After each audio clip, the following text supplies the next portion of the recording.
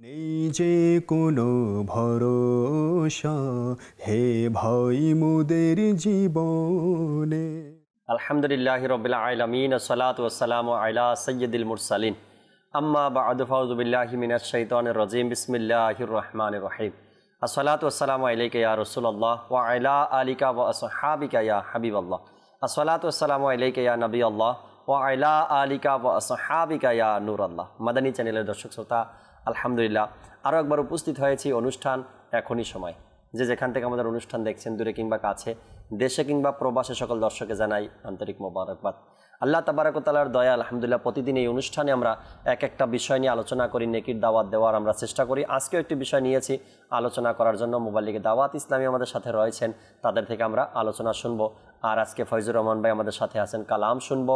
আমাদের কালাম শোনাবে হামদে বারি তাআলা নাতে রাসূল মকবুল সাল্লাল্লাহু আলাইহি সাল্লাম। নবী আকরাম সাল্লাল্লাহু তাআলা আলাইহি ওয়াসাল্লামের আলিশান ফরমান, যে ব্যক্তি আমার উপর একবার দুরূদ শরীফ পাঠ করবে, আল্লাহ তাআলা ওই ব্যক্তির উপর 10 বার রহমত নাজিল করেন।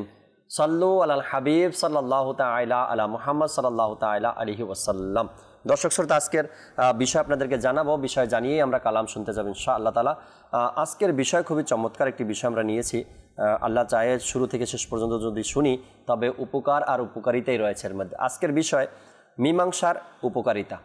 যেহেতু আমরা সামাজিক জীব, মানুষ, সমাজে বসবাস করতে হয়, আত্মীয় স্বজন আছে, ফ্যামিলি আছে, পরিবার পরিজন আছে, পাড়া প্রতিবেশী আছে, সেখানে ঝগড়া, ফেতনা, মন কালাকালি, তর্ক হতেই পারে, স্বাভাবিক ব্যাপার। আমি না করলেও আরেকজন তো করবে, আরেকজন না করলে আমি তো করব।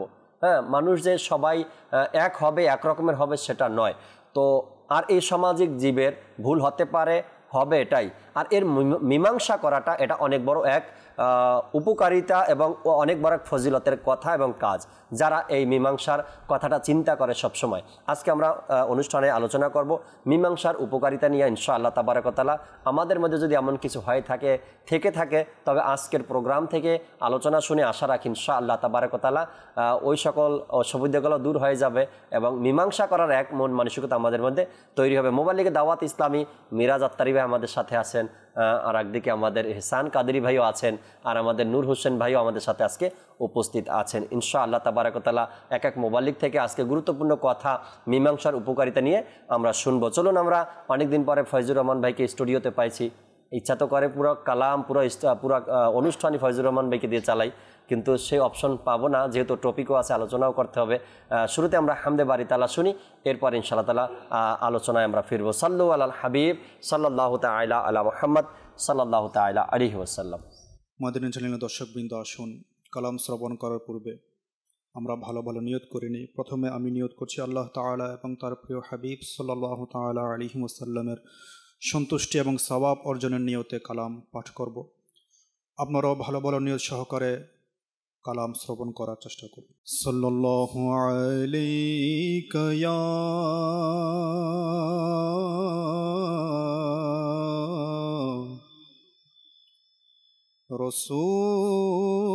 রাসূলুল্লাহ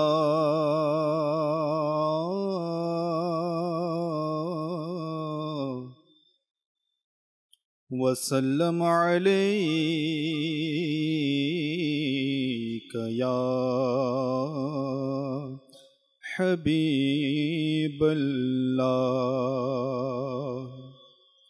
এ দীন হক के रहबर, तुम पर सलाम हरदम, मेरे शफीए महशर, तुम पर सलाम हरदम। दुनिया आखिरत में जब मैं रहूं सलामत, प्यारे पढ़ूं न क्यों कर तुम पर सलाम हरदम। सल्लल्लाहु अलैका या रसूलल्लाह वसल्लम अलैका या हबीबल्लाह।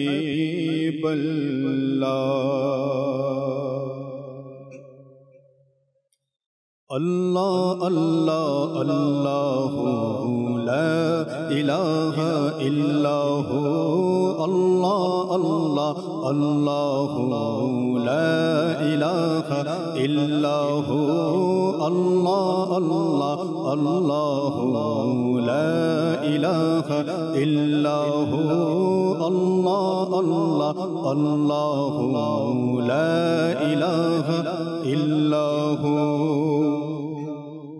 তুমি মালিক জলস্থলের ইয়া আল্লাহ ইয়া আল্লাহ তুমি মালিক জলস্থলের ইয়া আল্লাহ ইয়া আল্লাহ তুমি খালিক জিন মানবের ইয়া আল্লাহ ইয়া আল্লাহ তুমি খালিক জিন মানবের ইয়া আল্লাহ ইয়া আল্লাহ আল্লাহ আল্লাহ আল্লাহু লা ইলাহা ইল্লাহু আল্লাহ আল্লাহ আল্লাহু লা ইলাহা ইল্লাহু আল্লাহ আল্লাহ আল্লাহু লা ইলাহা ইল্লাহু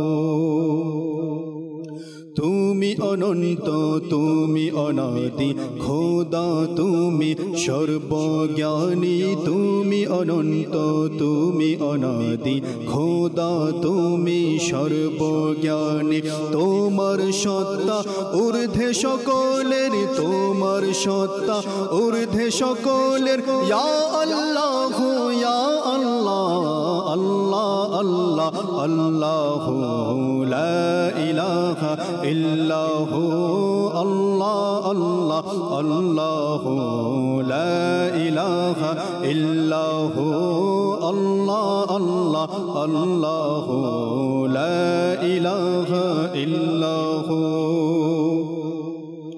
তব গুণগান করে সকলে চন্দ্র সূর্য বৃক্ষ পাথরে তব গুণগান করে সকলে চন্দ্র সূর্য বৃক্ষ পাথরে তসবি শুষ্ক ভেজা জিনিসের তসবি শুষ্ক ভেজা জিনিসের ইয়া আল্লাহ ইয়া আল্লাহ আল্লাহ আল্লাহ আল্লাহু লা ইলাহা ইল্লাহু আল্লাহ আল্লাহ আল্লাহু লা ইলাহা ইল্লাহু আল্লাহ আল্লাহ আল্লাহু লা ইলাহা ইল্লাহু তোমার চর্চা প্রতিটি ঘরে বন জঙ্গল মরুভূমিতে তোমার চর্চা প্রতিটি ঘরে বন জঙ্গল মরুভূমিতে জিকির প্রতিটি ফুল ফলের জিকির প্রতিটি ফুল ফলের ইয়া আল্লাহ ইয়া আল্লাহ আল্লাহ আল্লাহ আল্লাহু লা ইলাহা ইল্লাহু আল্লাহ আল্লাহ আল্লাহু লা ইলাহা ইল্লাহু আল্লাহ আল্লাহ আল্লাহু লা ইলাহা ইল্লাহু পানির অভাব যখন ভবে রিমঝিম বৃষ্টি বর্ষে পানির অভাব যখন ভবে রিমঝিম বৃষ্টি বর্ষে সবার প্রতি দৃষ্টি রহমতের সবার প্রতি দৃষ্টি রহমতের ইয়া আল্লাহ ইয়া আল্লাহ আল্লাহ আল্লাহ আল্লাহু লা ইলাহা ইল্লাহু আল্লাহ আল্লাহ আল্লাহু লা ইলাহা ইল্লাহু আল্লাহ আল্লাহ আল্লাহু লা ইলাহা ইল্লাহু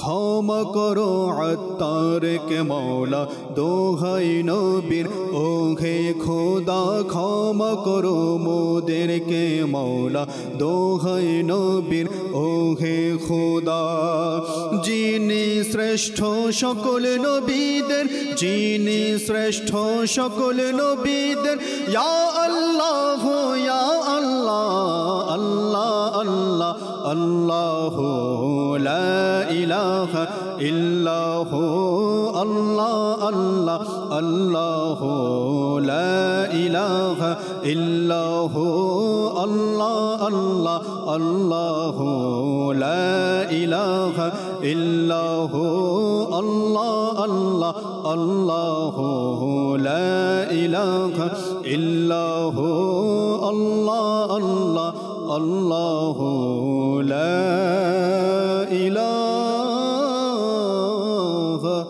ইল্লাল্লাহ মুহাম্মাদুর রাসূলুল্লাহ সাল্লাল্লাহু আলাইহি হাবিব সাল্লাল্লাহু তাআলা আলা মুহাম্মদ সাল্লাল্লাহু তাআলা আলাইহি ওয়াসাল্লাম। আজকের যেহেতু বিষয় দর্শক শ্রোতা আমরা নিয়েছি মীমাংসার উপকারিতা, আর স্টুডিওতে আমাদের সাথে নূর হোসেন ভাই আছেন। শুরু করতে চাই নূর হোসেন ভাই থেকে, আপনারা অনুমতি দেন। নূর হোসেন ভাই থেকে শুরু করবো আলোচনা। আজকের নূর হোসেন ভাই কেমন আছেন? জি আলহামদুলিল্লাহ, মাশাআল্লাহ, আল্লাহ তাআলা কবুল করে নিক। আজকের বিষয় অবশ্যই আপনি বুঝতে পেরেছেন, মীমাংসা করার উপকারিতা। সামনে ঈদ আসছে, মাহে রমজান আমাদের মাঝে এক মহান মাস, এক নেয়ামতের মাস, ফজিলতের মাস, আর সামনে আসছে ঈদ। হ্যাঁ, খুব সুন্দর একটা সময় আমাদের মাঝে। এই দিনগুলোতেও ক্ষমা করার, মীমাংসা করার মন মানসিকতা, ইচ্ছা আমাদের মধ্যে থাকে না। আল্লাহ চায় আজকের অনুষ্ঠানের আলোচনা থেকে এমন যাদের মধ্যে রয়েছে সম্পর্ক ছিন্ন হওয়ার কাছাকাছি, আশা রাখি আমরা মীমাংসা করে নেবে ইনশাআল্লাহ তাবারাক ওয়া তাআলা। কিছু মাদানী ফুল দর্শকের উদ্দেশ্যে। বিসমিল্লাহির রহমানির রহিম। সত্যিকার অর্থে আমাদের প্রাকৃতিকভাবেই আমাদের জীবনে চলার পথে আমাদের পরিবার, আমাদের আত্মীয় স্বজন, আমাদের প্রতিবেশী, আমাদের কর্মস্থল, প্রত্যেকটি জায়গায় যদি আমরা দেখি বেশিরভাগ সময় আমাদের মতের অনৈক্যতার সৃষ্টি হয়, মতের অমিল হয়। একটা সময় দেখা যায় এই মতের অমিলটা আমাদের অনেক সময় বিবাদে গিয়ে সৃষ্টি হয়, অনেক সময় ছোট্ট তুচ্ছ বিষয়গুলো ওগুলো ঝগড়াতে গিয়ে পরিণত হয়। তো এখন সর্বশেষ দেখা যায় যে তাদের মধ্যে সম্পর্ক অনেক সময় ছিন্ন হয়ে যায়। তো যদি আমি মোরাল অফ দ্য স্টোরি বলি, এখন আমার একটা ইগো আছে, আমি আমার ইগোর কারণে আমি তার সাথে এটাকে মীমাংসা করব না। একজন মুসলমান হিসেবে যখন আমি আল্লাহ পাকের হুকুমকে দেখব এবং মীমাংসার বিষয়টি আমি এর ফজিলত এবং গুরুত্বকে জানব, তখন একজন মুসলমান হিসেবে আমার অন্তর অবশ্যই সেদিকে ধাবিত হবে। তো ইসলাম এই পর্যায়ে গিয়ে কী বলে আমাদেরকে? ইসলাম আলহামদুলিল্লাহ পরিপূর্ণ জীবন ব্যবস্থা, আমরা প্রত্যেকেই জানি। প্রত্যেকটা বিষয় আমাদেরকে খুব সুন্দরভাবে আমাদেরকে ইসলাম আমাদেরকে শিক্ষা দিয়েছেন। তো ঠিক এই জায়গাটায় এসে যখন আমরা দেখব আমাদের একে অপরের যখন বিবাদ সৃষ্টি হবে, মতনৈক্যতা সৃষ্টি হবে, সম্পর্ক ছিন্ন হয়ে যাবে, তখন আমাদেরকে ইসলাম আমাদেরকে শিক্ষা দেয়, তোমরা পুনরায় নিজেদের মধ্যে মীমাংসা করে সম্পর্ক তোমরা আবার মজবুত করে নাও। এটা হচ্ছে আলহামদুলিল্লাহ আমাদের ইসলামের শিক্ষা। তো মীমাংসা আমরা তখনই করব আমাদের অন্তরে ইচ্ছা আসবে, আমাদের ইগোকে, আমাদের নফসকে আমরা দমন করতে পারবো, এবং আমরা সম্মানের সাথে আলহামদুলিল্লাহ আমাদের মানুষের কাছে আমরা নিজেকে প্রেজেন্ট করতে পারবো, তখন যখন আমরা ফজিলত বিষয়ে অবগত হব। দেখুন, আমরা ফজিলতকে কেন প্রাধান্য দিব? এজন্যই দিব কেননা আমার আপনার এই অস্থায়ী দুনিয়া থেকে গিয়ে আমাকে চিরস্থায়ী দুনিয়াতে গিয়ে আমাকে আল্লাহ তাআলার দরবারে সম্মুখীন হতে হবে, অর্থাৎ কিয়ামতের ময়দানে। সেইখানে সেদিন প্রতিদান হবে, ভালো এবং মন্দ কাজের প্রতিদান হবে। তো মীমাংসা করার কারণে আল্লাহ তাআলা আমাকে প্রতিদান দিবে সওয়াব, এটার প্রতিদান দিবে আল্লাহ তাআলা আমাকে জান্নাত। তো আমি কেন মীমাংসা করব না? তো আল্লাহ সুবহানাহু ওয়া তাআলা কোরআনুল কারীমের মধ্যে এই ব্যাপারে আয়াতে কারিমা নাজিল করেছেন। নবী করিম রউফুর রহিম সাল্লাল্লাহু আলাইহি ওয়াসাল্লামের মাধ্যমে উম্মতদেরকে শিক্ষা দিয়েছেন। আল্লাহ রাসূলের জীবন, পুরো টোটাল জীবন ব্যবস্থার মাধ্যমে আল্লাহ রাসূল সাল্লাল্লাহু আলাইহি ওয়াসাল্লাম আমাদেরকে কীভাবে মীমাংসা করতে হবে ওই বিষয়টিকে আমাদেরকে শিক্ষা দিয়েছেন। সূরা হুজরাতের 9 নম্বর আয়াতের মধ্যে একেবারে প্রথম অংশের যদি অনুবাদ দেখি কানজুল ঈমান থেকে, এবং যদি মুসলমানদের দুইটি দল পরস্পর যুদ্ধ করে তবে তাদের মধ্যে সন্ধি করাও। এই আয়াতে মোবারকার যদি আমরা তাফসিরের দিকে তাকাই, খায়জানুল ইরফানের মধ্যে এসেছে নবী করিম রাউফুর রহিম সাল্লাল্লাহু আলাইহি ওয়াসাল্লাম একবার আল্লাহ রাসূল একটি লম্বা কান বিশিষ্ট একটি পশুকে বাহন বানিয়ে রাস্তা দিয়ে যাচ্ছিলেন। ঠিক ওই মুহূর্তে পথিমধ্যে আনসার সাহাবিগণ তাদের একটা মজলিস ওইখানে অবস্থান করছিলেন।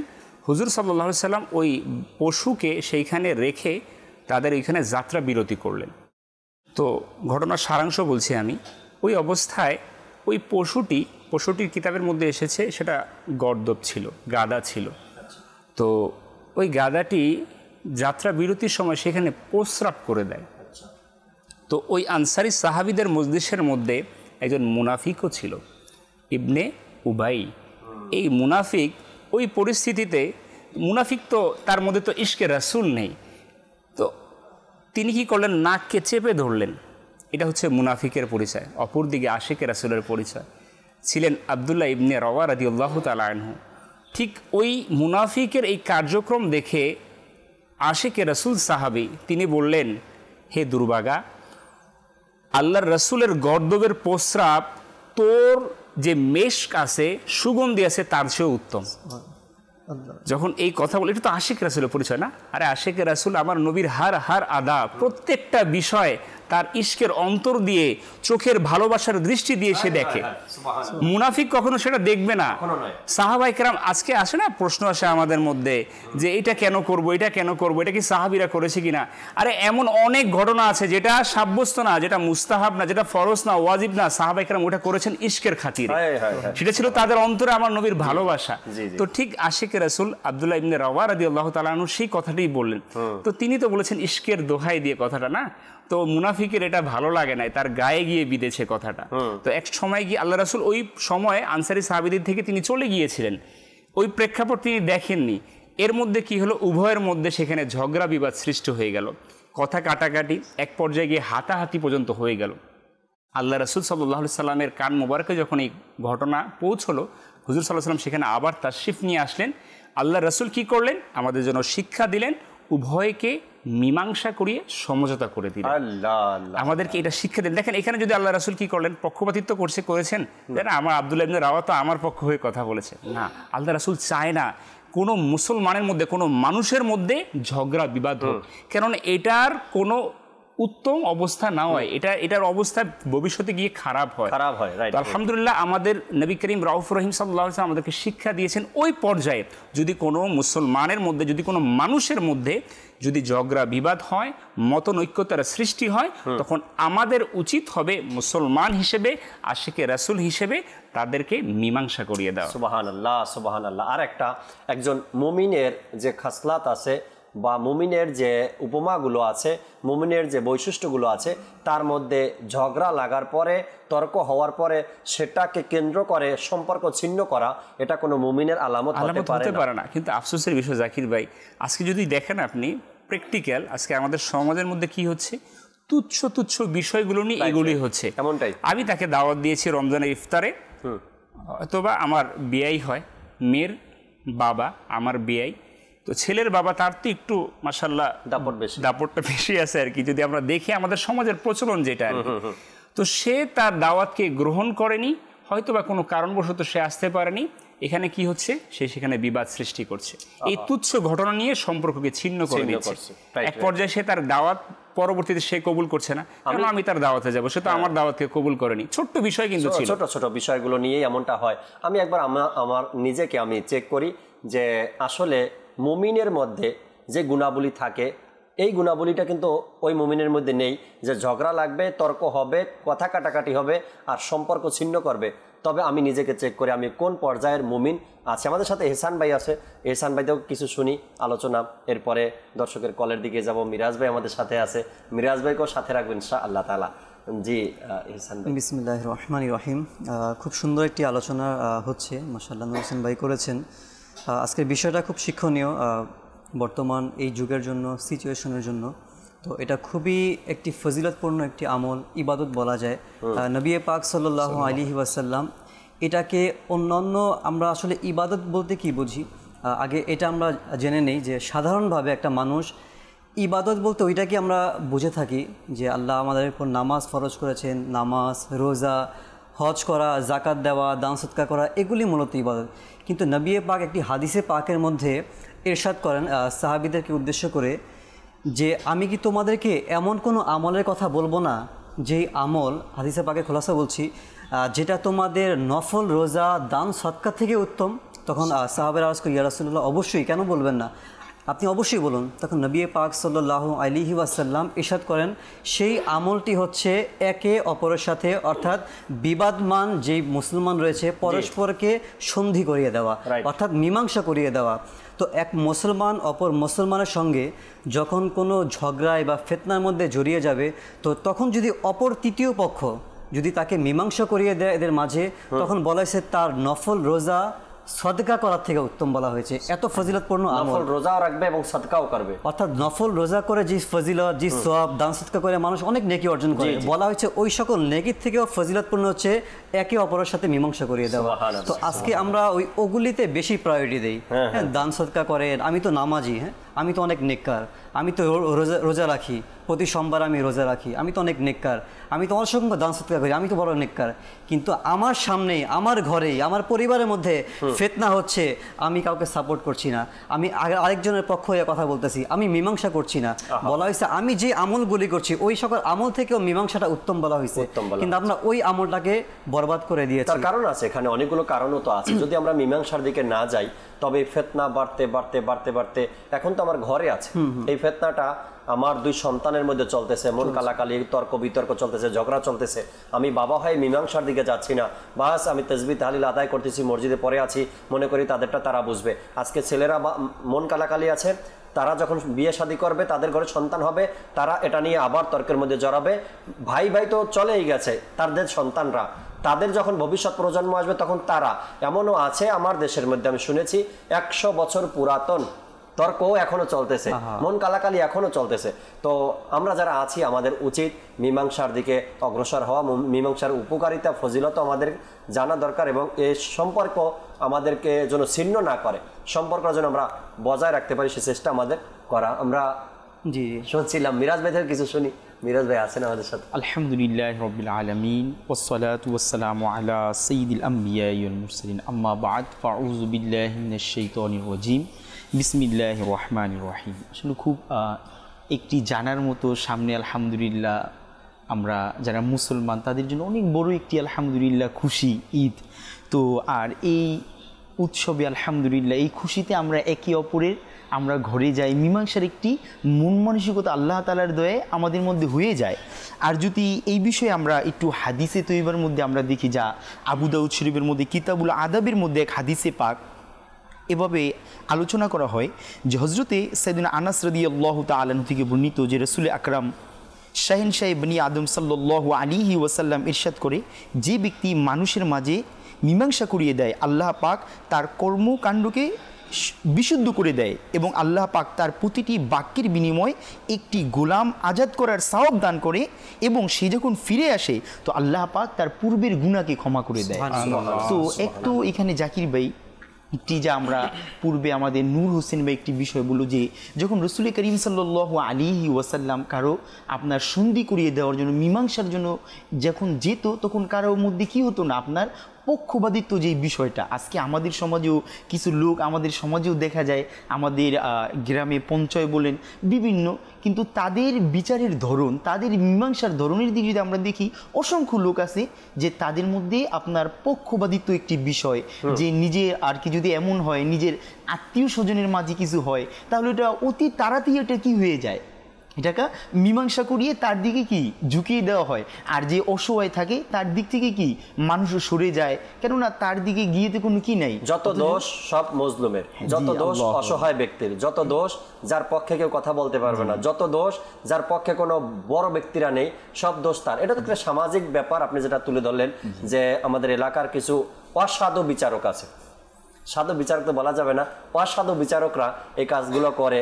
যে ব্যক্তিকে দুর্বল দেখে তার উপরে সকল অন্যায় চাপিয়ে দিয়ে, যে একটু সক্ষম তার থেকে কিছু লাভবান দুনিয়ার আর্থিক অবস্থার দিক থেকে কিছু টাকা পয়সা তার থেকে গ্রহণ করে।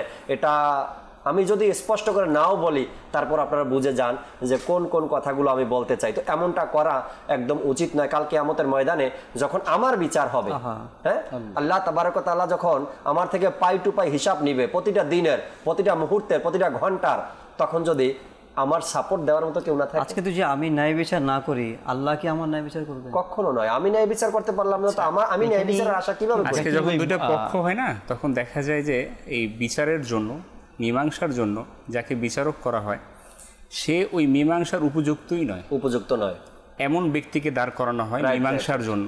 আফসোসের বিষয় হচ্ছে যেটা বললেন, নিজের স্বার্থে উদ্ধারের জন্য সেইখানে মীমাংসা করতে যায়। আল্লাহ নবীর হাদিসে মোবারকা, তোমরা এমন ব্যক্তির কাছে যাও যার কাছে এই জ্ঞানটুকু আছে, তার কাছে যাও। ওইখানে তো জ্ঞানই নেই। আমি যদি প্র্যাকটিক্যাল বলি, আজকে যখন স্বামী স্ত্রীর মধ্যে ছোটোখাটো বিষয় নিয়ে, তুচ্ছ বিষয় নিয়ে যখন ঝগড়া হয়, একটা পর্যায়ে কি মুখে তালাকের শব্দটা চলে আসে, তালাক হয়ে যায়। শরীয়তের কিন্তু হুকুম অনুযায়ী তাদের কি হয়ে যায়, তালাক হয়ে যায়। এমন মূর্খ ব্যক্তিকে বিচারক হিসেবে বসায়, এই ব্যক্তি বলে আচ্ছা যাওয়ার হইসের আগের মাথায় দিছো, তুমি তারে মানে নাও, তুমি তারা মানে নাও, তোমরা আবার সংসার করে নাও, শেষ। আল্লাহ তাআলার পানা জ্ঞান না থাকার কারণে কতটা ভুলের মধ্যে আমরা। এমন মীমাংসাকে ইসলাম হারাম বলেছেন। এমন মীমাংসা কিভাবে হবে যেটা ইসলামের শরীয়তের হুকুম, সেটা তো আমাদেরকে মানতেই হবে। দর্শকের কিছু কল আছে আমাদের সাথে, কল নেই দর্শকের। এরপরে ফয়জুর রহমান ভাই আছে, নাতে রসুল শুনবো না সেটা তো হয় না, নাতে রসুলের মকবুল শুনবো ফয়জুর রহমান ভাই থেকে ইনশাআল্লাহ তাআলা। জি, কল শুনিয়ে দিন। আমি মোহাম্মদ আসলাম দিনাজপুর থেকে বলছি। আমি একটি গজল শুনতে চাই, কাছে ডেকে নাও প্রিয় নবী, শুনিয়ে দিলে খুশি হই। ইনশাআল্লাহ শোনাবো, সাথেই থাকুন। পরবর্তী কল। আমার নাম মোহাম্মদ শাকিল ইসলাম, আমার বাসা দিনাজপুরে। আমি আপনাদের অনুষ্ঠানটি দেখতেছি, আলহামদুলিল্লাহ অনেক ভালো লাগছে, আমার জন্য দোয়া করবেন। আল্লাহ তাআলা ভালো রাখুক আপনাকে, সবসময় দেখবেন অনুষ্ঠান, এটাই আশা রাখি ইনশাআল্লাহ তাআলা। পরবর্তী কল দেন। আমার নাম হাসান, আমার বাড়ি সিলেট মৌলভীবাজার। আমি একটি আলা হজরতের কালাম শুনতে চাই, চমক তুঝসে পাতে হে সব পানে ওয়ালে। তবে সাথেই থাকুন, ফয়জুর রহমান ভাই আশা রাখি নোট করে নিচ্ছেন, সব কালামগুলো একটু একটু শুনবো আমরা। পরবর্তী কল। আমি গাজীপুর থেকে বলছি, মোহাম্মদ ইজাজে আহমেদ। আমি একটা নাচতে চাই, ভালো লাগিয়া কান্দে এমন, ভালো লাগিয়া বান্ধ। ইনশাআল্লাহ শোনাবো, সাথে থাকুন। পরবর্তী কল। আমি মোহাম্মদ সারোয়ার, আমার বাড়ি চট্টগ্রাম। মাদানী চ্যানেল বাংলার একটি অনুষ্ঠান এখনই সময়, এই অনুষ্ঠানটা আমার অনেক ভালো লাগে, সবাই দেখে, আমাদের এলাকার মধ্যে অনেককে আমি দেখার জন্য অনুপ্রাণিত করি। মাশাআল্লাহ, আল্লাহ তাআলা কবুল করে নিক। যাবো ফয়জুর রহমান ভাইয়ের কাছে, তবে অনুরোধের কালাম এখন শুনবো না, একটু পরে শুনবো। এখন আমাদেরকে একটি নাতে রসুল শুনিয়ে দেন, অনেকদিন পর আপনাকে পেয়েছি। আবার চাইলে আপনি ওই নাতে রসুল অনুরোধের কলের থেকেও শোনাতে পারেন, অসুবিধা নেই। সাল্লু আলাল হাবিব সাল্লাল্লাহু তাআলা আলা মুহাম্মদ সাল্লাল্লাহু তাআলা আলাইহি ওয়াসাল্লাম। সল্লি আলা রাসূলিনা সল্লি আলা মুহাম্মাদিন সল্লি আলা শফিঈনা সল্লি আলা মুহাম্মাদিন।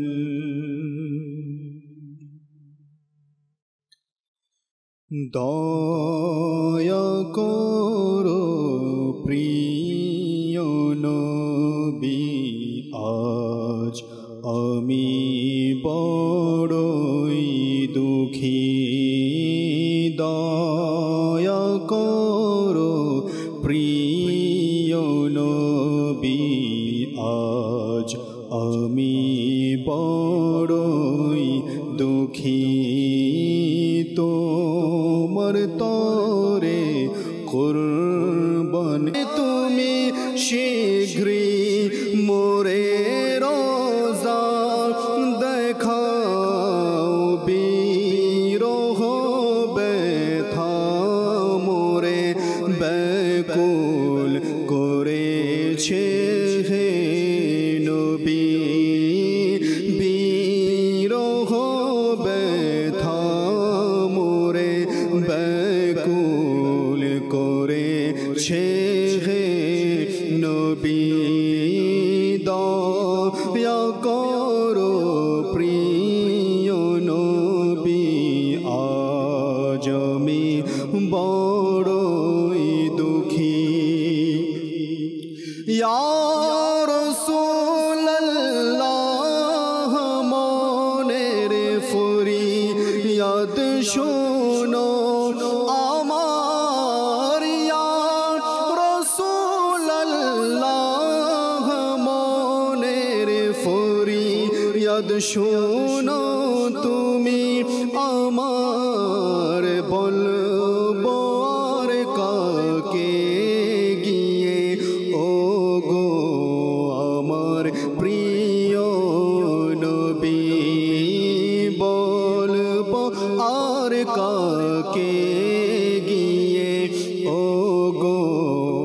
আমার প্রিয় নবী তোমার তরে কুরবানে প্রাণ হে আমার প্রিয় নবী একটু লক্ষ্য করো আমার করুণ অবস্থার প্রতি একটু লক্ষ্য করো আমার করুণ অবস্থার প্রতি মন আমার ব্যাকুল হৃদয় চোচির ওগো প্রিয় নবী মন আমার ব্যাকুল হৃদয় চোচির ওগো প্রিয় নবী দয়া করো প্রিয় নবী আজ আমি বড়ই দুঃখী তোমার তরে কুরবানে প্রাণ হে আমার প্রিয় নবী তোমার তরে কুরবানে প্রাণ হে আমার প্রিয় নবী দয়া করো প্রিয় নবী আজ আমি বড়ই দুঃখী সাল্লু আলাল হাবিব সাল্লাল্লাহু তাআলা আলা মুহাম্মদ সাল্লাল্লাহু তাআলা আলাইহি ওয়াসাল্লাম। মাশাআল্লাহ, কালাম শুনতেছিলাম ফয়জুর রহমান ভাই থেকে, আর আলোচনাও চলছিল আমাদের আজকের বিষয় নিয়ে মীমাংসার উপকারিতা। আবারও আসবো নুর হোসেন ভাইয়ের কাছে, আরও কিছু কথা শুনি ইনশাআল্লাহ তাবারাক ওয়া তাআলা, আপনাদের থেকেও শুনবো ইনশাআল্লাহ তাআলা। জি নুর হোসেন। মাশাআল্লাহ, খুব সুন্দর মোবালিকে দাওয়াত ইসলামীরা আমাদেরকে দিক নির্দেশনা দিচ্ছে, এখন আমরা শ্রবণও করছি। আর যদি আমরা এটা আমলে নিয়ে আসতে পারি তাহলে আমরা শান্তি আর শান্তিই দেখব। আল্লাহ তাআলা স্বয়ং নিজেই চান যে বান্দা দুনিয়াতে মিলেমিশে থাকুক, কেননা যখনই মতানৈক্য, যখনই বিবাদ হচ্ছে, ঝগড়া বিবাদ হচ্ছে, তখনই কিন্তু অশান্তি সৃষ্টি হচ্ছে, তখনই ঘরের মধ্যে থেকে বরকত চলে যাচ্ছে, সমাজের মধ্যে থেকে রহমত চলে যাচ্ছে। হ্যাঁ, এই জন্যই মীমাংসার বিষয়টা এতটা গুরুত্বপূর্ণ। হাদিসে কারিমার দিকে যদি তাকাই, আল্লাহ সুবহানাহু ওয়া তাআলা কিয়ামতের ময়দানে বান্দাদের মীমাংসা করাবে। কেমন মীমাংসা হবে সেটা যদি হাদিসের দিকে তাকাই, তা হাদিসে মুবারক হযরত সাইয়েদনা আনাস রাদিয়াল্লাহু তাআলা আনহু থেকে বর্ণিত, মুস্তাদরিক হাকিম এই কিতাবের মধ্যে হাদিসটা এসেছে। হুজুর সাল্লাল্লাহু আলাইহি ওয়াসাল্লাম সাহাবায়ে কিরাম আলাইহিম রিদওয়ানের মধ্যে উপবিষ্ট ছিলেন। আল্লাহ রাসূল সাল্লাল্লাহু আলাইহি ওয়াসাল্লাম মুস্কি হাসলেন। আল্লাহ তো রাসূলের আদা, সাহাবায়ে কিরাম সাথে সাথে প্রশ্ন, কেন আল্লাহ রাসূল মুস্কি? রহস্য তো অবশ্যই আছে, কোনো হিকমত তো অবশ্যই আছে, যেটা উম্মতের কল্যাণই আর কল্যাণ আছে। তো আমরা মুস্কি হাসি কখন দেয়? আল্লাহ আল্লাহ, যখন সুসংবাদ আসে বা মনের মধ্যে এমন ভালো কোনো খেয়াল আসে, তখন কিন্তু মুস্কি হাসি আসে। তো ওমর ফারুক আজম রাদিয়াল্লাহু তাআলা আনহু সেই মজলিসের মধ্যে বসা, হুজুর সাল্লাল্লাহু আলাইহি ওয়াসাল্লামকে সাহাবী রাসূল জিজ্ঞাসা করেন, ইয়া রাসূলুল্লাহ, আমার আম্মা আব্বা আপনার কদমে কুরবান হোক, আপনার মুস্কির হাসির কারণটা একটু বলে দিন। তো হুজুর সাল্লাল্লাহু আলাইহি ওয়াসাল্লাম তখন ইরশাদ করলেন, কিয়ামতের ময়দান জারি হবে, হাদিসের খোলাসা, আমার দুইটা উম্মত আল্লাহর দরবারে দুই জানু হয়ে নত হয়ে বসে পড়বে। আচ্ছা, তো একজন আল্লাহ তাআলার দরবারে আরজ করবে, সে থাকবে অত্যাচারিত, মজলুম, সে বলবে, আল্লাহ তোমার এই বান্দা, তার থেকে আজকে আমাকে প্রতিদান দাও, কেননা সে আমাকে দুনিয়াতে অত্যাচার করেছে। আল্লাহ পাক তখন ইরশাদ করবেন, এই বাদী, এর কাছে কোনো নেক আমল নাই, এখন সে কি করবে? তখন ওই অত্যাচারিত বাদী সে বলবে, আল্লাহ আমার যে গুনাহগুলো আছে এগুলো তার উপর চাপিয়ে দাও। হুজুর সাল্লাল্লাহু আলাইহি ওয়াসাল্লাম এই ঘটনা বলছেন, আল্লাহ রাসূল এই কথা বলার পর তিনি কান্না করে দিলেন। হুজুর সাল্লাল্লাহু আলাইহি ওয়াসাল্লাম যখন কান্না করলেন, এরপর আল্লাহ রাসূল হাদিসের পরবর্তী অংশে গিয়ে বললেন যে কিয়ামতের ময়দানটা এটা খুবই একটা মহান ময়দান হবে, খুবই একটা বিশাল একটা হৃদয় বিদারক ময়দান হবে। তো ওই মুহূর্তে প্রত্যেকে এই বিষয়ে আকাঙ্ক্ষা করবে যে তার যে বোঝা আছে গুনাহের বোঝা সেটা যাতে হালকা হয়ে যায়। আচ্ছা, কেমন হবে যে আরেকজনের গুনাহের বোঝা নিজের ঘাড়ের উপর আসবে? এমনি তো নিজের গুনাহের বোঝার ঘাড়েই তো আমরা চেপে বসবো, তো সেখানে আরেকজনের গুনাহের ভার কীভাবে নেই আমরা? তো ওই মুহূর্তে যখন আল্লাহ পাকের দরবার থেকে এরশাদ আসবে যে মজলুমের উদ্দেশ্যে, দেখো তোমার সামনে কি আছে, ওই অত্যাচারিত মজলুম সে দেখবে আলিশান আলিশান অট্টালিকা, স্বর্ণের পাহাড়। তখন সে দেখে বলবে, আল্লাহ এগুলো কি কোনো নবীর জন্য, নাকি কোনো সিদ্দিকিনের জন্য, নাকি কোনো শহীদদের জন্য? তখন আল্লাহ তাআলা ইরশাদ করেন, বান্দা এগুলোর যে মূল্য পরিশোধ করতে পারবে এগুলো তার জন্য। তখন ওই মজলুম বলবে, আল্লাহ এগুলোর মূল্য কিভাবে পরিশোধ হবে, আর কে করতে পারবে? তখন বলবে আল্লাহ তাআলা, হে বান্দা তুমি যদি তোমার ভাইয়ের হককে আজকে ক্ষমা করে দাও তাহলে এই পুরস্কার তোমার জন্য রয়েছে। তখন ওই বাদী বলবে, আল্লাহ আমি আমার ভাইকে ক্ষমা করে দিয়েছি। তখন বলবে, বান্দা যাও তোমার ভাইয়ের হাত ধরো, দুই হাত ধরে দুজন জান্নাতে চলে যাও। হুজুর সাল্লাল্লাহু আলাইহি সাল্লাম সর্বশেষ আমাদেরকে এই হাদিসে মোবারকার মাধ্যমে আমাদেরকে আল্লাহ রাসূল উপদেশ দিলেন। কি উপদেশ দিলেন? যে আল্লাহ পাককে ভয় করো এবং মানুষের মাঝে সমঝোতা করে দাও, কেননা আল্লাহ পাক কিয়ামতের ময়দানে মানুষের মধ্যে সমঝোতা করে দিবেন। তো স্বয়ং আল্লাহ তাআলা যেখানে আমাদেরকে শিক্ষা দিচ্ছেন যে বান্দা আমি কিয়ামতের ময়দানে স্বয়ং আল্লাহ তাআলা যিনি ক্ষমতাশীল, যিনি চাইলে বান্দাকে মাফ করবেন, যিনি চাইলে বান্দাকে জান্নাতে দিবেন। হাদিসের দিকে একদিকে যদি তাকে জাকির ভাই হুকুকুল ইবাদের বিষয়, তখন দেখা যাবে যে হুকুকুল্লাহ আল্লাহ তাআলার হককে নষ্ট করার কারণে আল্লাহ তাআলা চাইলে বান্দাকে জান্নাতে দিবে, জাহান্নামে দিবে, এটা আল্লাহ তাআলার ইখতিয়ার থাকবে। কিন্তু হুকুকুল ইবাদ বান্দার হককে নষ্ট করার কারণে আল্লাহ তাআলা বলবে এটা আমার ইখতিয়ার না, তুমি বান্দার হককে নষ্ট করেছো, বান্দা যদি তোমাকে মাফ করে তাহলে তুমি মাফ, বান্দা যদি তোমাকে মাফ না করে তাহলে তুমি আজকে দোষী হিসেবে সাব্যস্ত থাকবে। এই হাদিসের দিকে তাকালে তখন বান্দার আরও সহজ হয়ে যায় জান্নাতের পথ, যে আল্লাহ তাআলা তখন মীমাংসা করিয়ে দিবে যাতে করে বান্দার জন্য জান্নাতকে সহজ হয়ে যায়।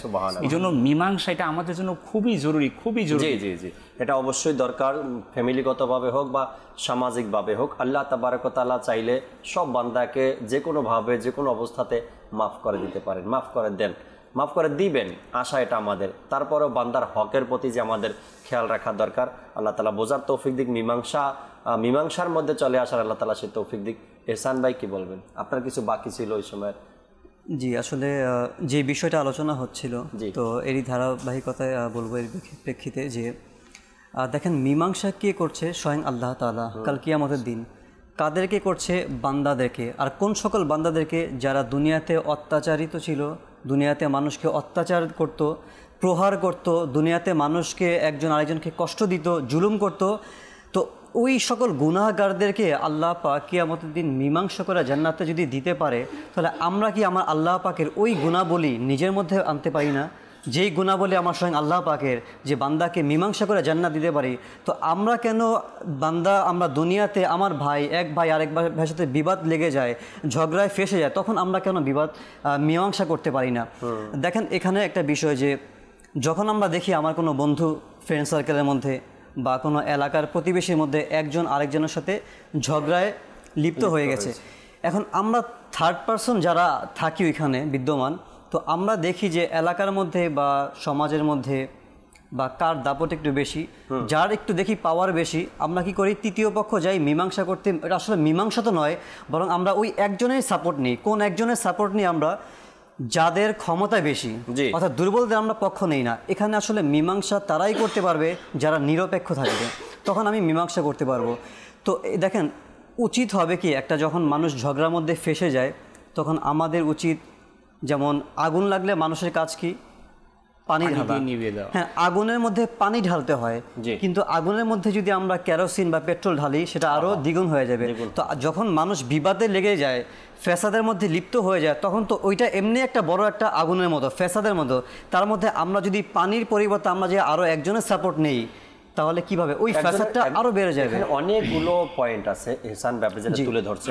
একটা হলো গিয়ে আগুনের মধ্যে পানি ঢেলে আগুনকে নিবানো, আরেকটা হলো আপনি বলছেন পেট্রোল। যারা মীমাংসা করার জন্য যায়, তারা সেখানে গিয়ে মীমাংসার পরিবর্তে এক দলকে আরো খেপিয়ে দেয়। কিভাবে? তোমাকে মেরেছে, তুমি কোথায় ছিলে? মার খেয়ে কেন আমার কাছে বিচার নিয়ে আসছো? মার দিয়ে তারপর আমার কাছে বিচার নিয়ে আসতো, আমি বিচার তখন করতাম। আচ্ছা, আমার নিজের জাকিবের চোখের সামনে এরকম ঘটনা ঘটছে যে একজন রিকশাওয়ালার সাথে আরেকজনের কি তক্র হচ্ছিল। তো একটা পর্যায়ে কি করলো যে সে রিক্সাওয়ালাকে চড় মারলো, তৃতীয় পক্ষ আসছিল কিন্তু এসে কিন্তু একজনের সাপোর্ট নিয়েছিল। পরে কি করলো, ওই ভাই বলতেছে তুমি তো প্রথম থেকে ছিলে না, তুমি কেন? এরপরে ওই রিক্সাওয়ালাকে বাদ দিয়ে তারা আবার ফিতনার মধ্যে লেগে গেছে। এরপরে ওই ঘটনাটা তিনজনের মধ্যে একটা বড় একটা ঝগড়ার সৃষ্টি হয়ে গেছে।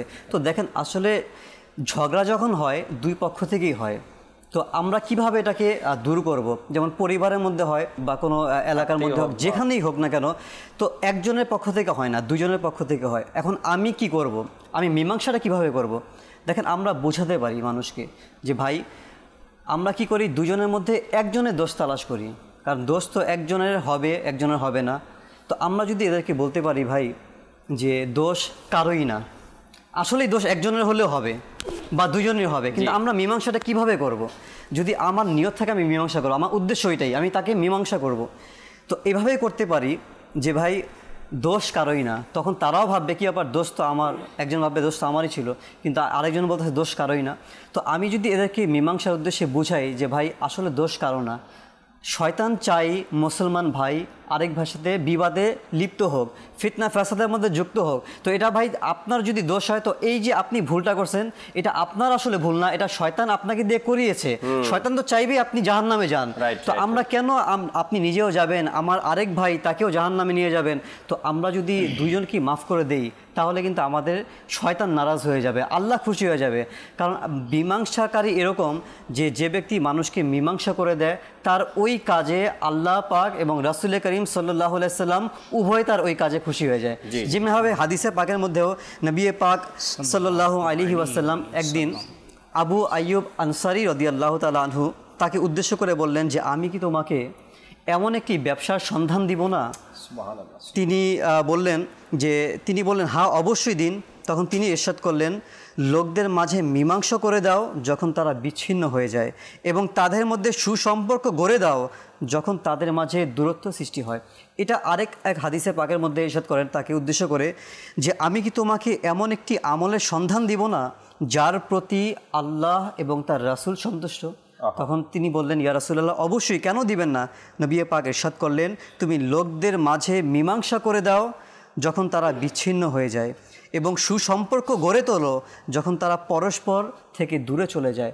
দেখেন এই মীমাংসার ক্ষেত্রে যদি কেউ মীমাংসা করিয়ে দেয় তার উপর শুধু আল্লাহ একা খুশি না, আল্লাহও খুশি, আল্লাহ রসুলও খুশি। আর যেখানে আল্লাহ রসুল খুশি হয়ে যায় তখন তো আমার বেলা পার হয়ে যাবে। তো আমরা এই কাজটা কেনই বা করবো না? অনেক সময় দায়িত্ব নিজের নেওয়া দরকার। তবে অনেক সময় আমরা ভুল করি, আমরা মনে করি কি অমুক ভাইকে দেই সে সঠিক মীমাংসা করে দেবে, অমুক ভাইকে দেই সে সঠিক মীমাংসা করে দেবে। দেখা যায় সেও মীমাংসার পথ খুঁজে দিল না আর আমিও করলাম না।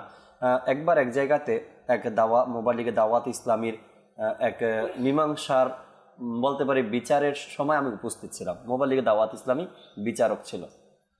তো কাদের সাথে হয়েছে এটা আমি বলবো না, কিন্তু বিচারক ছিল মোবাইল লিগে দাওয়াত ইসলামী। এই পক্ষের কথাও শুনলো, এই পক্ষের কথাও শুনলো। শুনে বিচারক যে ছিল মোবাইল লিগে দাওয়াত ইসলাম, সে বলল আপনাদের কারো দোষ না। তো দোষ কার? তো দোষ আমার। তিনি বললেন, বলে আমার এই জামা আমি সরিয়ে দিলাম, এবার আপনিও প্রহার করেন, মারেন আমাকে, আপনিও মারেন। আপনার রাগ আপনার ভাইদের উপরে না, তো আমার দোষ, আমার ভুল, আমি পিঠ পেতে দিলাম, মারেন আমাকে। এদেরকে বলতেছে আপনাদের রাগ আপনার ভাইদের প্রতি না, তো আমার উপরে মারেন, এদের দোষ না, তো দোষ আমার, আমাকে মারেন। তো দুই দল অবাক হয়ে গেল, আল্লাহ আল্লাহ আল্লাহ, দোষ করলাম আমরাই, আর অপরাধ নিজে মেনে নিল, আবার নিজেই বললেন কি আমাকে শাস্তি দাও, আমি শাস্তি মেনে নেই। বিচারক যদি এমন হয় না দর্শক শ্রোতা, তো মনে হয় না কি সমাজে অন্যায় থাকবে, মনে হয় না সমাজে অত্যাচার থাকবে, কিন্তু বিচারক তো নিজের পিঠ বাঁচায়, এমন একটা কথা আমরা শুনে আসছি। বিচারক নাকি নিজের পিঠ বাঁচায়। তো নিজের পিঠ বাঁচালে বিচারকের হবে না। মনে রাখতে হবে আমার ব্যাপারেও কারো হাতে সিদ্ধান্ত আছে। আমি কারো সিদ্ধান্ত দিয়ে দিলাম, আমি কারো রায় শুনিয়ে দিলাম, আমি কারো মীমাংসা করতে গিয়ে ভুল সিদ্ধান্ত দিলাম, আমার ব্যাপারেও কারো হাতে বিচার আছে, সেদিন আমাকে দাঁড়াতে হবে। আমরা কলের মাধ্যমে কিছু দর্শকের অনুরোধ শুনছিলাম, অনুরোধের কালাম ফয়জুর রহমান ভাই থেকে শুনি, এরপরে আসবো মিরাজ ভাইয়ের কাছে ইনশাআল্লাহ তাআলা। সাল্লু আলাল হাবিব সাল্লাল্লাহু তাআলা আলা মুহাম্মদ সাল্লাল্লাহু আলাইহি ওয়াসাল্লাম। কাছে ডেকে নাও প্রিয় নবী, তব দিদার দাও প্রিয় নবী,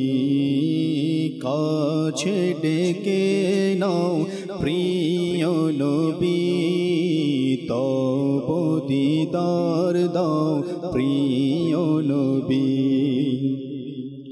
তব দিদারে ঈদ আমার আকা তব দিদারে ঈদ আমার তব দিদার দাও প্রিয় নবী তব দিদার দাও প্রিয় নবী কাছে ডেকে নাও প্রিয় নবী তব দিদার দাও প্রিয় নবী গুনাহের সাগরে ডুবে আছি আকা গুনাহের সাগরে ডুবে আছি আমারে বাঁচাও প্রিয় নবী আমারে বাঁচাও প্রিয় নবী কাছে ডেকে নাও প্রিয় নবী তব দিদার দাও প্রিয় নবী कर लगिया कंदोरे मन कर लगिया बंदो कर लगिया कंदोरे मन कर लगिया बंदो केउ तो तुम्हार अपन हबे ना ना ना जे जन हबे अपना सेई तो मदीना जे जन हबे अपना सेई तो मदीना কবর হাসর পুলসিরাতে কেউ আপন পাবে না কবর হাসর পুলসিরাতে কেউ আপন পাবে না যে জন পাবে সে জন হলেন শাহে মদিনা শাহে মদিনা উম্মতেরই কষ্ট নবী উম্মতেরই কষ্ট নবী সইতে পারে না যে জন হবে আপনা সেই তো মদিনা মদিনা যে জন হবে আপনা সেই তো মদিনা कर लगिया गंदोरे मन कर लगिया बंदो केउ तो तुम्हार अपन हबे ना ना ना जे जन हबे अपना সেই তো মদিনা মদিনা যে জন হবে अपना সেই তো মদিনা चमक तुझसे पाते हैं सब पाने वाले मेरा दिल भी चमका दे चमकाने वाले मेरा दिल भी चमका दे चमकाने वाले तू जिंदा है वल्ला तू जिंदा है वल्ला तू जिंदा है वल्ला तू जिंदा है वल्ला मेरे चश्मे आलम से छुप जाने वाले मेरे चश्मे आलम से छुप जाने वाले और रहेगा यूं ही उनका चर्चा रहेगा रहेगा यूं ही उनका चर्चा रहेगा पड़े खाक हो जाए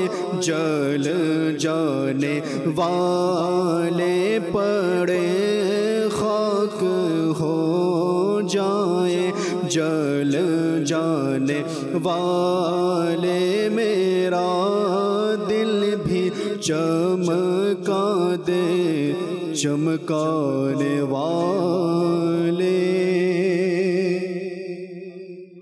সুবহানাল্লাহ। অনুরোধের কালামগুলো শুনছিলাম আমরা ফয়জুর রহমান ভাই থেকে, আলহামদুলিল্লাহ রাব্বিল আলামিন। যাব মিরাজ ভাইয়ের কাছে, মিরাজ ভাই আমাদের সাথে আছেন আজকের বিষয় নিয়ে আরো কিছু মাদানী আসলে কয়েকটি গুরুত্বপূর্ণ পয়েন্ট আমরাও শেষের দিকে আমাদের জানা দরকার।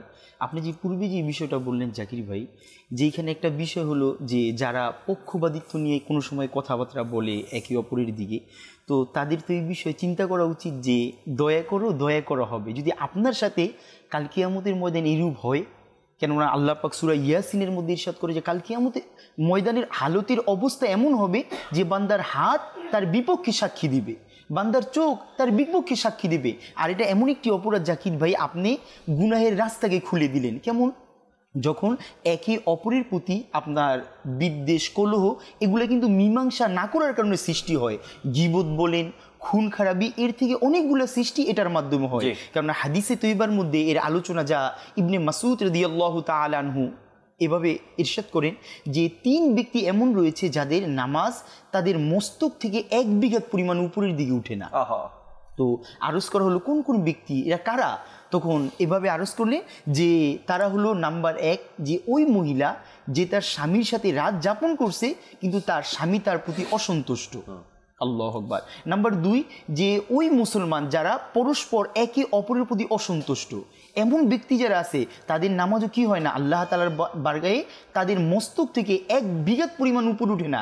এবং ওই ব্যক্তি অর্থাৎ ওই নেতা যারা তার কওমের লোকেরা যাকে অপছন্দ করে, যদি এই ব্যক্তিবর্গ যারা আছে, এই 3 প্রকার ব্যক্তি দেখে আমরা এর মধ্যে আসি কিনা, আর যদি মীমাংসা না হয় তাহলে আমরাও ওই লোকের অন্তর্ভুক্ত হয়ে যাব। কেননা কিছুদিন পূর্বে আমাদের কাছ থেকে শবে বরাতের মতো মহান বরকতময় রাত আমাদের কাছ থেকে বিদায় নিল।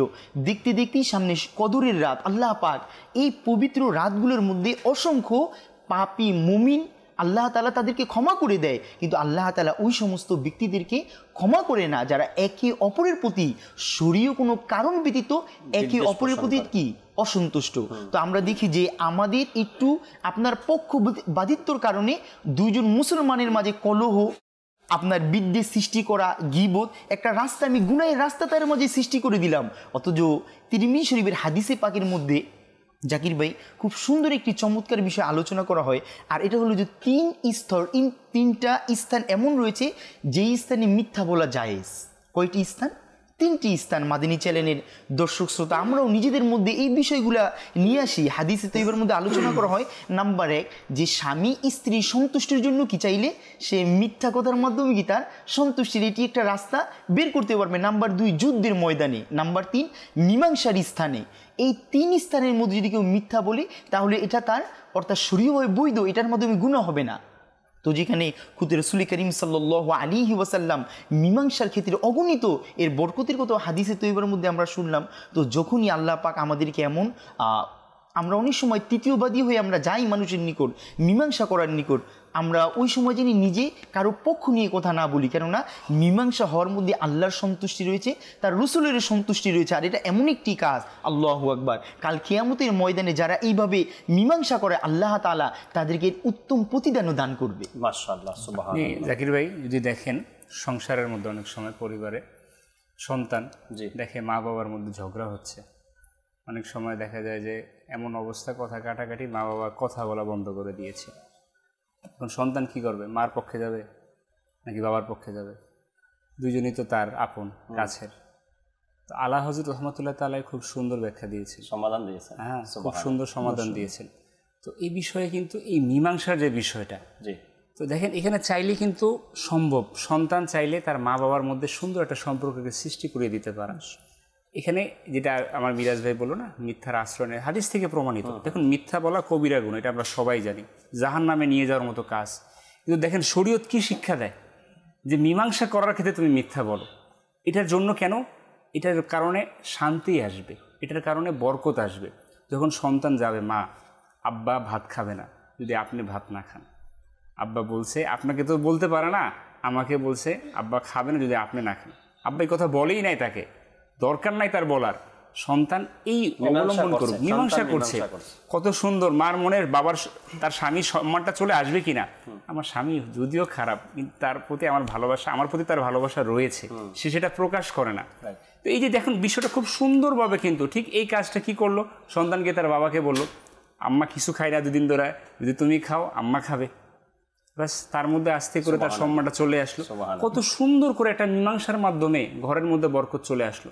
ঠিক একইভাবে আমরা দেখি না কর্মস্থলে, আজকে যেগুলো আমার মাশাআল্লাহ এহসান ভাই খুব সুন্দর করে বলছিল যে পানি, আগুনের মধ্যে পানি ঢেলে দেওয়া, আমি এবার বলি যে তেল দিয়ে ভাজার মধ্যে আবার ঘিও ঢেলে দেয়। হ্যাঁ, তো অফিসের কর্মস্থলে এই বিষয়গুলো খুব বেশি দেখা যায় যে মানে গিট্টু লেগে দেওয়া, হ্যাঁ মানে তেল লেগে দেওয়া, এমনিতেই তো চলতেই থাকে লেগেই আছে। এরপরে আরো আরেকজন এসে আবার তার মধ্যে আরেকটু জোড়া লাগিয়ে দেয়। না এখানে কথা কি, মানে আমরা হাদিস থেকে যেটা পাই যে মীমাংসা এমন এক ব্যবসা করো, নেকির কাজ করো, যেটা কাজ তোমার কি থাকবে, মীমাংসা করে দেওয়া। আর এমন কিছু লোক আছে আমাদের সমাজের মধ্যে, চার দোকানে বসে আছে, দিন রাত পার করতেছে, সে শুধু গিট্টু লাগানোর জন্য বসে আছে, গিট্টু ছুটানোর জন্য না। অফিস স্থলে এর কোনো কাজ নাই, এই বড় পদস্থ কর্মচারী বসে আছে, শুধু দেখে কার সাথে কার গিট্টু লাগানো যায়।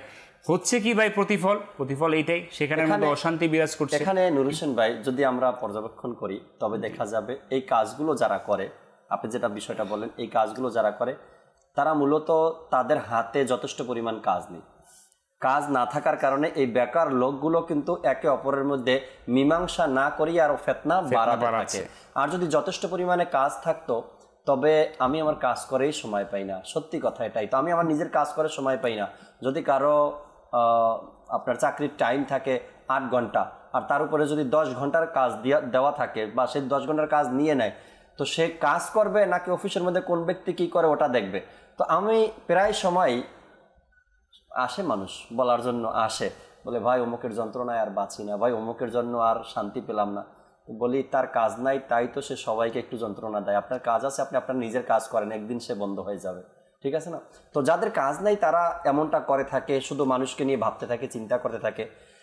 একটি ঘটনা আসছে কিতাবের মধ্যে নুর হোসেন ভাই, জি, আসলে সমাজ থেকে মীমাংসা উঠে যাওয়া এবং একে অপরের প্রতি দয়াবান হওয়া বা মীমাংসা করে দেওয়া বা সম্পর্ককে ছিন্ন করার জায়গায় সম্পর্ককে জড়িয়ে দেওয়া, এমন চিন্তাভাবনার মানুষ এক সময় ছিল।